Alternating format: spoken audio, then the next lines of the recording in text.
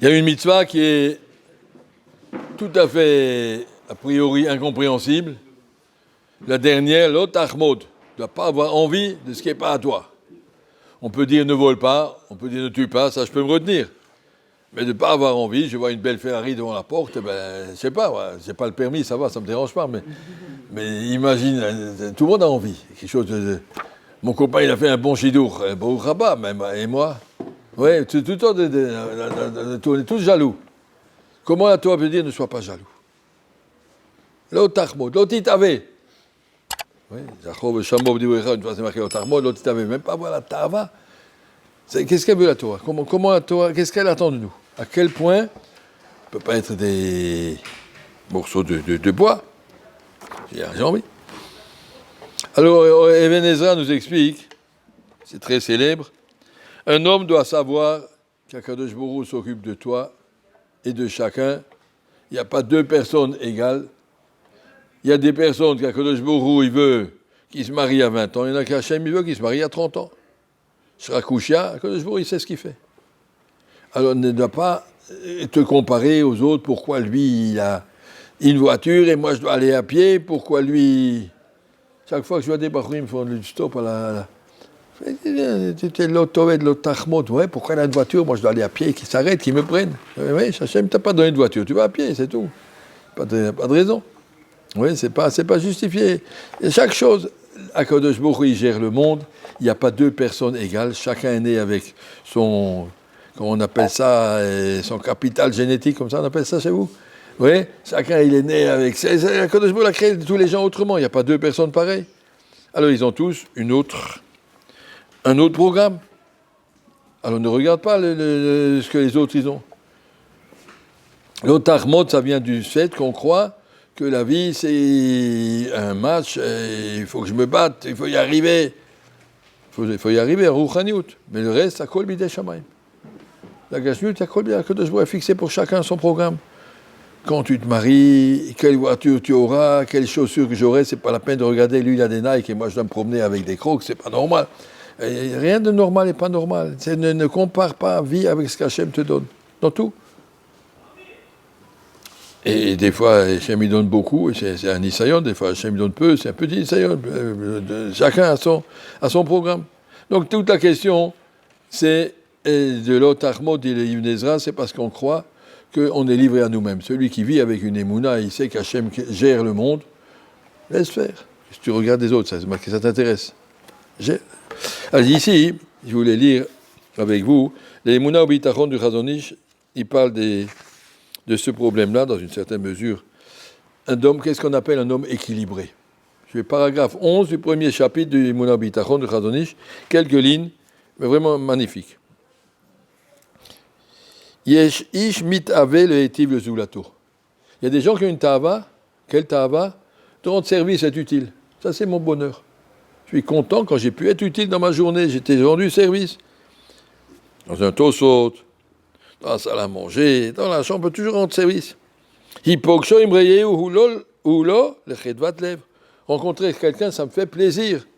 Me kablo beseve pani ma faute, j'ai un grand sourire pour lui.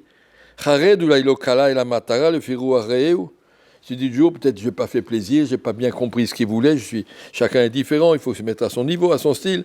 Ou là, il dit Berdavar chez l'Okorem, peut-être j'ai dit un mot en trop. La souffrance qu'un homme comme ça peut avoir, c'est de dire peut-être j'ai fait souffrir quelqu'un, peut-être j'ai embêté quelqu'un, peut-être ma parole n'était pas mal placée. Peut-être j'ai pas rendu service comme j'aurais dû. Mais c'est quelqu'un qui n'a jamais souffert des autres. Se sentir vexé, mais non. Se sentir qu'on m'a dit quelque chose de déplacé, mais non, moi, ça me dérange pas.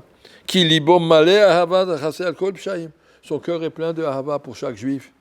Et si j'aime chaque juif, j'ai aucun reproche à leur faire, c'est mes amis, c'est mes frères.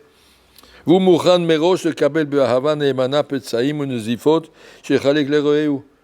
D'avance, il se dit avec plaisir, quelqu'un veut m'insulter, me taper, me faire des reproches. Vakasha, vous êtes gentil, je vous aime bien, c'est pas grave, aucune importance. Beyodo she'en rov ne adam atzile midot. Il sait très bien que le rov des gens, ils n'ont pas des belles midot. Donc il y a des gens qui sont jaloux, qui sont coléreux, qui sont vexés, puis ils me disent des choses. Seder, Vakasha, dis-le. Je suis le punching ball, tape dedans, ça te fait plaisir, avec plaisir, Vakasha, ça ne me dérange pas. Si ça peut te faire du bien, je sais que tous les gens, ils n'ont pas des belles midot, dit le Chazon Ish. Maïm Shalit voit même, je sais que je ne peux rien leur reprocher, qu'est-ce qu'il y a? Ils sont comme ça. Aval bechol zot rochesh libo lahem yakar bekavod. Mais malgré tout, même si je sais qu'ils ne sont pas parfaits, mais je les respecte, je les aime comme ils sont.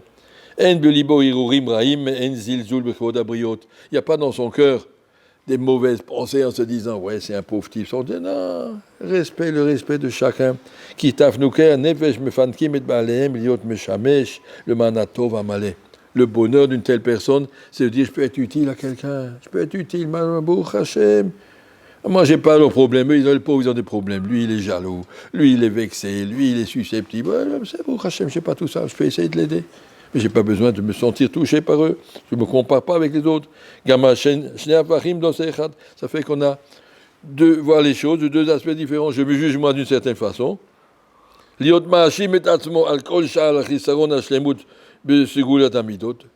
me reproche, j'étais pas assez bien dans mes relations avec les autres. Pour moi-même, je suis très exigeant.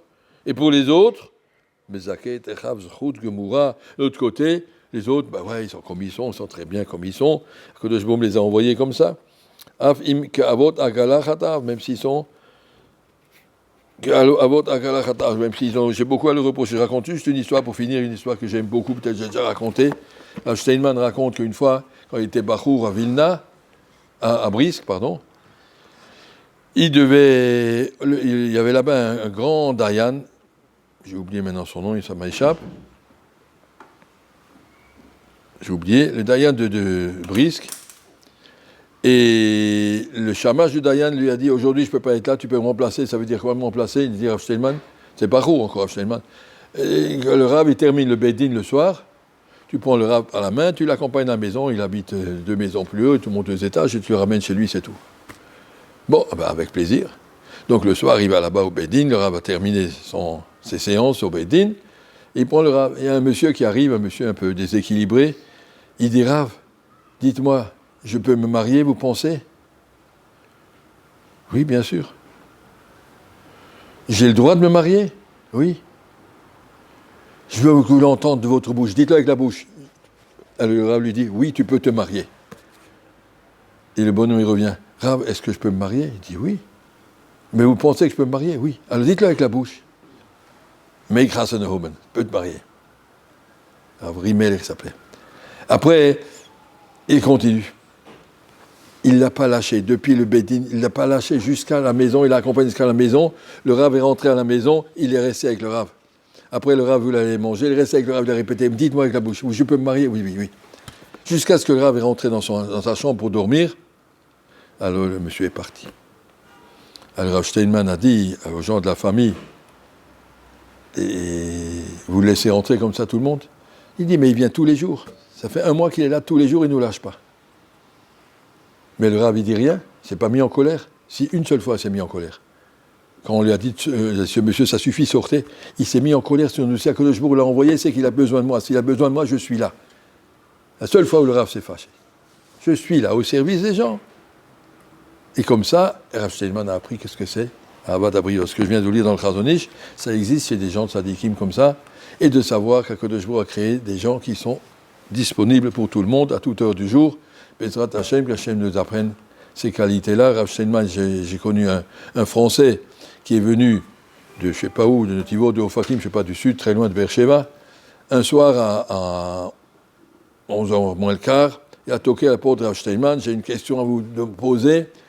Et puis les Chamachim m'ont dit, le Rav, il avait de la fièvre ce soir, il allait dormir tôt et il n'en peut plus. Il ne se sent pas bien, il a beaucoup de fièvre. Alors le bonhomme, il a insisté, il a dit, mais écoute, je suis venu, j'ai fait 100 km. Il a dit, mais le Rav, il dort, il allait dormir. Et puis il a insisté, et le Rav de son lit l'a entendu. Il appelle le Shamash, qu'est-ce qu'il y a là-bas? Il y a quelqu'un qui insiste pour entrer. Il a dit, mais fais-le entrer. Le Rav était dans son lit, avec beaucoup de température, et puis le Rav s'assied dans son lit, qu'est-ce que tu veux? Il a raconté, j'ai un problème, il s'est disputé avec sa femme, je ne sais pas comment m'arranger. Le Rav est resté assis pendant 3 quarts d'heure à lui expliquer calmement et gentiment tout ce qu'il doit faire, comment faire. Et après, il lui a dit bonsoir, il allait dormir. De voir, même quand on est malade, même quand on a de la tempête, même quand il a la fièvre, 39 de fièvre, le pauvre homme, un vieux monsieur, il avait 95 ans. Mais si Hachem me l'a envoyé, je l'ai entendu, il m'a envoyé. Donc il m'a envoyé, c'est pas pour fuir, au contraire, c'est qu'il m'envoie une mitzvah. Comme on vient de dire dans le Chazon Ish, son bonheur de pouvoir rendre service. Ça, c'est ce qu'on appelle le contraire de l'otachmod. Je ne suis pas là pour juger les autres, je suis là pour être au service des autres. Voilà.